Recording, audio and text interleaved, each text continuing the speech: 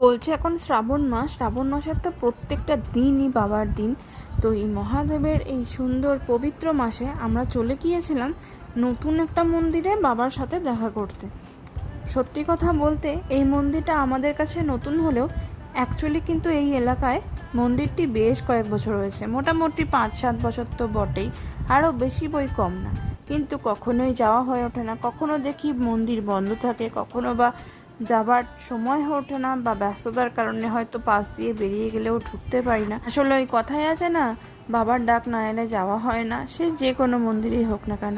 তো এই রবিবার দিনকে আমরা চলে গিয়েছিলাম বাবার সাথে দেখা করতে এই নতুন মন্দিরটিতে। গিয়েই প্রথমে আমরা দর্শন করলাম বাবা বটুকনাথের সঙ্গে, পাশে দেখলাম রয়েছে বাবা লোকনাথেরও একটি মূর্তি এবং বাবা লোকনাথেরও একটি মন্দির। আর তার ডান পাশে বাবা বটুকনাথের মন্দিরের একদম ডান দিকেই রয়েছেন মায়ের মন্দির। এখানে রয়েছেন মা কালী, আর মা কালীর বাম দিকে রয়েছেন বাবা বটুকনাথ। এখানে মন্দিরের চারপাশের দৃশ্য অত্যন্ত মনোরম, সুবিশাল এই মাঠটির মধ্যে এত সুন্দর সাজানো গোছানো একটি মন্দির।